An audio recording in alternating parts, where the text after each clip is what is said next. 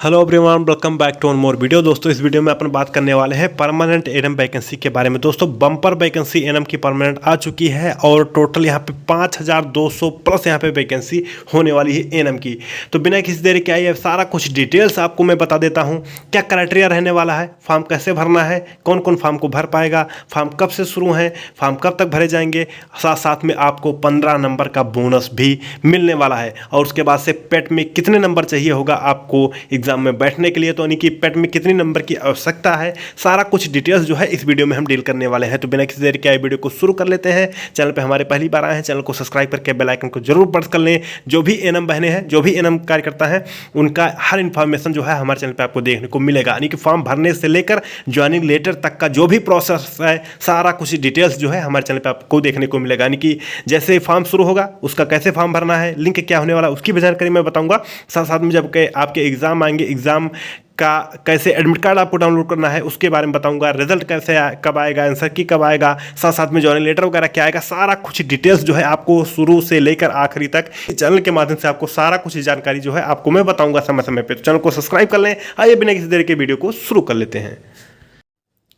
तो जैसा कि आप देख पा रहे हैं कि UPSSC के हम ऑफिशियल वेबसाइट पे आ चुके हैं और यहाँ पे देख सकते हैं फुल एडवर्टाइजमेंट इसका जारी हो चुका है। यहाँ से देख सकते हैं फुल एडवर्टाइजमेंट नंबर 14/10/2024 को जारी हो चुका है। अब इसको हम बहुत कायदे से डाउनलोड कर लेते हैं। उसके बाद से सारा कुछ डिटेल्स जो है आपको हम इस वीडियो में बता देते हैं और आपके सारे कन्फ्यूजन जो है इसी वीडियो में दूर हो जाएंगे, क्योंकि आपको पता है कि इनका PDF में सारा कुछ डिटेल्स इन्होंने दे रखा है।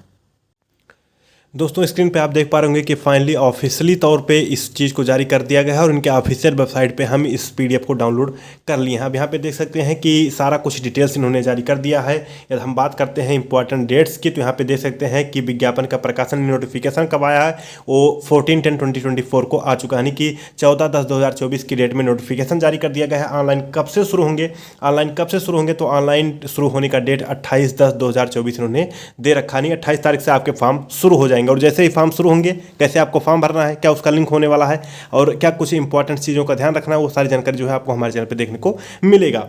ऑनलाइन आवेदन शुल्क जमा आवेदन सबमिट करने की अंतिम तिथि, यानी फॉर्म भरने की जो लास्ट डेट है वो 27/11/2024 होने वाला है। 27/11/2024 तक आप फॉर्म भर सकते हैं। 28/10/2024 से फॉर्म आपके शुरू हो जाएंगे। यानी एक महीने का पूरा आपके पास टाइम है फॉर्म को भरने का। फीस समायोजन और आवेदन में संशोधन की तिथि, यानी कि एडिट करने का ऑप्शन, कुछ करेक्शन करने का ऑप्शन जो है वो 4/12/2024 तक आप कर सकते हैं। यहाँ पे देख सकते हैं स्वास्थ्य कार्यकर्ता महिला मुख्य परीक्षा हेतु अभ्यर्थी शॉर्ट लिस्टिंग में प्रारंभिक आर्यत 2023 प्रीलिम यानी कि पेट के स्कोर के आधार पर की जाएगी। अब यहाँ पे देख सकते हैं कि 2023 का आपका जो पेट था उसके आधार पे आप सबका यहाँ पे चयन किया जाएगा। यानी कि एक प्रकार से कह सकते हैं कि आपने जो पेट का एग्ज़ाम दिया था, पेट का एग्ज़ाम जो दिया था उसको प्री इन्होंने मान रखा है और प्री में आपके जो पेट थे 2023 वाले, वो पेट यहाँ पे आपके वैलिड होंगे। उसके लिए आपको टर्म कंडीशन क्या दे रखा है इन्होंने कि कब तक क्या माना जाएगा। तो यहाँ पे देख सकते हैं कि पेट में सम्मिलित हुए हैं एवं उनके आयोग द्वारा स्कोर कार्ड, यानी कि स्कोर कार्ड जारी किया गया है। प्रारंभिक अर्हता परीक्षा 2023 में वास्तविक स्कोर अथवा नॉर्मलाइजेशन स्कोर में 0 या उससे कम नकारात्मक अंक प्राप्त करने वाले अभ्यर्थी को मुख्य परीक्षा में शॉर्टलिस्ट नहीं किया जाएगा। तो जो भी कैंडिडेट हैं जिनका मार्क्स 0 है या फिर जिनके मार्क्स नेगेटिव में है, उनको शामिल नहीं किया जाएगा। तो पेट का यहाँ पे बड़ा फैक्टर रहने वाला है। जो भी कैंडिडेट यहाँ पे या तो 0 नंबर पा चुके हैं, ठीक, नॉर्मलाइजेशन होने में, या उससे कम, ठीक, यानी कि नकारात्मक में जिनका निगेटिव मार्किंग में चला गया है नंबर, वो सारे लोग यहाँ पे फॉर्म नहीं भर सकते हैं, उनको शॉर्टलिस्ट नहीं किया जाएगा। तो पेट सकते हैं, पेट का जो बड़ा सबके क्वेश्चन रहता है, डाउट रहता है, उसके बारे में मैंने बता दिया है कि आपके 0 और निगेटिव मार्किंग वाले इस फॉर्म को नहीं भर सकते हैं, यानी शॉर्टलिस्ट नहीं किया जाएंगे, उनको बाहर कर दिया जाएगा। 1 number, 2 number, 3 number, 10 number, 50 number, 100 number, जो भी आपके हैं वो सारे लोग फॉर्म को भर सकते हैं। अब यहाँ पे देख सकते हैं ऑनलाइन मोड से आपके फॉर्म शुरू होंगे, यानी कि जब आपका फॉर्म शुरू होगा तो ऑनलाइन मोड से आप इनके ऑफिशियल वेबसाइट पे आके भर सकते हैं। UPSSC government.in के माध्यम से आप जाके इस फॉर्म को भर सकते हैं। अब आगे बात कर लेते हैं प्रक्रिया क्या रहने वाला है, उसके बाद बात कर लेते हैं। तो उनके होम पेज पे जाना है और आपको फॉर्म भरना है, जो कि अभी इसका जब सारी चीज़ें लिंक एक्टिवेट वगैरह हो जाएंगी तो आपको मैं करके बता दूंगा कैसे क्या इसमें करना है। उसमें आपको बिल्कुल भी वरी होने की ज़रूरत नहीं है, बस चैनल को सब्सक्राइब करेंगे तो हर इन्फॉर्मेशन आपको मिलेगा यहीं पर। यानी कि फॉर्म भरने से लेकर ज्वाइनिंग लेटर तक का सारा जानकारी जो है आपको इसी चैनल पर दिया जाएगा। चैनल को सब्सक्राइब अभी कर लें। आगे अपडेट्स के बारे में बात कर लेते हैं। यदि हम फीस का बात कर लेते हैं तो कि कितना फीस आपको फॉर्म भरने के लिए लगेगा। अनरक्षित के लिए यहाँ पे देख सकते हैं आवेदन शुल्क इन्होंने 25 रुपये इन्होंने दे रखे हैं। उसके बाद अन्य पिछड़ा वर्ग यहाँ पे देख सकते हैं ओबीसी के लिए यहाँ पे आपके भी 25 जो है रुपये लगेंगे और जनरल के लिए भी 25 रुपये लगेंगे। अनुसूचित जात के लिए यहाँ पे देख सकते हैं 25 रुपये, अनुसूचित जनजाति के लिए ऑनलाइन प्रक्रिया शुल्क आपके 25 रुपये रखे गए। यानी कि सभी लोगों को 25 रुपये फॉर्म भरने के चार्ज देने होंगे, जो कि बहुत ही मिनिमल चार्ज है।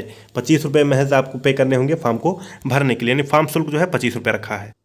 अब यहाँ पे देख सकते हैं कुछ इन्होंने इंपॉर्टेंट चीज़ भी लिख रखी है, उसके बारे में हम बात करते हैं। तो मुख्य परीक्षा हेतु परीक्षा शुल्क का भुगतान केवल मुख्य परीक्षा हेतु शॉर्टलिस्ट किए गए अभ्यर्थियों द्वारा ही अलग से किया जाना होगा। मुख्य परीक्षा हेतु शॉर्टलिस्ट किए गए अभ्यर्थियों द्वारा मुख्य परीक्षा हेतु प्रारंभिक शुल्क जैसे कि शासन आयोग शासन द्वारा निर्धारित किया जाएगा। भुगतान का मुख्य परीक्षा का प्रवेश पत्र डाउनलोड करने से पूर्व किया जाएगा, यानी कि एडमिट कार्ड आपके डाउनलोड होने से पहले ये सारी चीज़ें आपको करनी होंगी, जो कि आपको अपडेट मिल जाएगा जैसे भी आपको करना होगा। अब आगे यहाँ पे देख लेते हैं। अब यहाँ पे हम पदों का विवरण देखते हैं कि कितनी यहाँ पे पदें रहने वाली हैं, यानी कि कितनी पोस्टें रहने वाली है, उसकी हम बात कर लेते हैं। तो यहाँ पे देख सकते हैं इन्होंने साफ तौर पे सब कुछ क्लियर कट इन्होंने मेंशन कर रखा है कि कितनी यहाँ पे पोस्टें रहने वाली, सीटों का बंटवारा किया गया है, उसके बारे में हम बात करते हैं। तो यहाँ पे जैसा कि स्क्रीन पे आप देख पा रहे होंगे कि अनरक्षित यानी जनरल वालों के लिए 2399, अनुसूचित जाति के लिए 435, अनुसूचित जनजाति के लिए 10 और अन्य पिछड़ा वर्ग यानी कि ओबीसी के लिए 1559 पोस्टें रखी गई हैं। ईडब्ल्यूएस के लिए यहाँ पे 489 सीटें रखी गई हैं। कुल पद यहाँ पे 4892 हो जाते हैं। लेकिन अभी यही नहीं, अभी और आपको यहाँ पे आपको देखने वाली चीज़ें हैं। यहाँ से आप देख सकते हैं कि परिवार कल्याण महानिदेशालय उत्तर प्रदेश लखनऊ 380 सीटें और इसमें ऐड की गई हैं।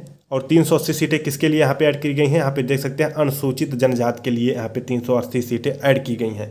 यदि हम टोटल बात कर लेते हैं तो यहाँ पे देख सकते हैं 380 सीटें जो है और आपके ऐड हो चुकी हैं। यदि यहाँ पे बात करते हैं अब टोटल यहाँ पे हम कुल देख लेते हैं कि कितनी सीटें आपकी बन रही हैं। तो टोटल मिला के आपके 5272 सीटें आपके बन रही हैं। 5272 टोटल एनएम की सीटें बन रही हैं। और उसके बाद से ये होगा सीटों का बंटवारा। अब यहाँ पे हम ये तो बात कर लेते हैं कि क्वालिफिकेशन आपको क्या क्या चीज़ों की ज़रूरत पड़ेगी, यानी कि आप फॉर्म भरने के लिए क्या क्वालिफिकेशन की जरूरत पड़ेगी, यानी कि कौन से ऐसे लोग हैं जो फॉर्म भरने के योग्य माने जाएंगे, यानी कि आपके पास एसेंशियल क्वालिफिकेशन क्या होना चाहिए, उसके बारे में बात कर लेते हैं। तो जैसा कि स्क्रीन पे आप देख पा रहे होंगे कि इन्होंने डिटेल्स इसका जारी कर रखा है। अभ्यर्थी ने माध्यमिक परिषद शिक्षा परिषद उत्तर प्रदेश से इंटरमीडिएट परीक्षा या उसके समकक्ष सरकार द्वारा मान्यता प्राप्त कोई परीक्षा आवश्यक उत्तीर्ण कर ली हो, यानी कि आपके पास इंटर यदि आप पास हैं, उसके बाद से साथ में और क्या चीज़ों की जरूरत पड़ेगी, इंटर का मार्कशीट यानी कि इंटर पास होना चाहिए। साथ में अभ्यर्थी द्वारा परिचार्या परिषद के सेना नियमों के अनुसार 1 वर्ष 6 माह 2 वर्ष का सहायक नर्सेज एवं मिडवाइफरी एनएम, ये आपका एनएम ने आपने कर रखा है, ठीक सिंपल सी बात है। यदि आपने एनएम कर रखा है, आपने इंटरमीडिएट कर रखा है, और जाहिर सी बात है जब आप इंटरमीडिएट कर रखे होंगे तभी आप एनएम कर पाएंगे, तो यहाँ पे फॉर्म भर सकते हैं। यानी कि कुल मिला के कहने का मतलब ये है कि आपके पास एनएम का सर्टिफिकेट होना चाहिए। रजिस्ट्रेशन सर्टिफिकेट आपका हो गया है, और रजिस्ट्रेशन सर्टिफिकेट उत्तर प्रदेश का आपको पता है लखनऊ से ही होता है। तो आपके पास रजिस्ट्रेशन सर्टिफिकेट एनएम का सर्टिफिकेट यदि है तो आप फॉर्म को भर सकते हैं। यहाँ पे क्वालिफिकेशन इन्होंने एनएम का मांग रखा है और इंटरमीडिएट का मांग रखा है, और इंटरमीडिएट सबके पास होगा, एनएम का रखा है तो एनएम का भी आपके पास होगा ही, इसमें कोई डाउट वाली बात नहीं है। अब यहाँ पे और एक चीज़ों का हम जिक्र करना चाहेंगे। यदि हम एज लिमिट की बात करते हैं तो कौन से ऐसे लोग हैं जो फॉर्म को भर सकते हैं, तो मैक्सिमम एज लिमिट इन्होंने 40 साल यहाँ पे दे रखा है। यहाँ पे जैसे कि स्क्रीन पे आप देख पा रहे होंगे कि एज लिमिट आपकी यहाँ पे 40 साल रखी गई है। आपके कैटेगरी वाइज आपको छूट भी मिलने वाली है। तो मैक्सिमम एज लिमिट 40 साल और कैटेगरी वाइज आपको जो छूट मिलनी है वो तो मिलेगा ही मिलेगा। अब यहाँ पे हम एक और मज़े की चीज़ बात कर लेते हैं, यानी बोनस की बात कर लेते हैं कि कितना यहाँ पे आपको बोनस और कितना छूट दिया जाएगा। उसके लिए क्या टर्म कंडीशन है, तो आपको मैंने पहले ही बताया था कि आपको इसमें बोनस भी मिलेंगे 15 नंबर तक। कहते हैं कि चिकित्सा स्वास्थ्य परिवार कल्याण विभाग उत्तर प्रदेश में संविदा के आधार पर सहायक नर्स मिडवाइफरी के रूप में कार्यरत व्यक्ति के अधिकतम 15 अंक के अध्याधीन निम्नलिखित रिक्त में अधिमानी अंक प्राप्त किया जाएगा। अब संविदा के आधार पे यहाँ पे देख सकते हैं, एक संविदा के आधार पर पूर्ण की गई सेवा का प्रथम वर्ष के लिए 3 अंक। यदि आपने संविदा पे 1 साल काम किया है, यदि आपने संविदा पे 1 साल काम किया है तो आपको 3 नंबर, 2 साल किया है तो 6 नंबर, 3 साल किया है तो 9 नंबर, और यदि आपने 4 साल किया है तो 12 नंबर, और यदि आपने 5 साल किया है तो आपके 15 नंबर। यदि आप टोटल 5 साल किए हैं तो आपको टोटल 15 नंबर मिलेंगे। यदि आपने 3 साल किया है तो 9 नंबर, 2 साल किया है तो यहाँ पे 6 नंबर, 1 साल काम किया है तो आपको 3 नंबर बोनस के रूप में मिलेंगे, जो कि आपके लिए बहुत ही इसेंशियल और बहुत ही महत्वपूर्ण ये नंबर रहेंगे एग्जाम पर्पज से। जो लोगों ने 15 नंबर हासिल कर लिया, यानी कि 5 साल सेवा दिया है एनएचएम में और कॉन्ट्रैक्ट बेस पे यानी कि संविदा के बेस पे, तो उनका 15 नंबर का छूट यहाँ पे मिलेगा। ये एक अच्छी चीज़ ये है आप सभी के लिए।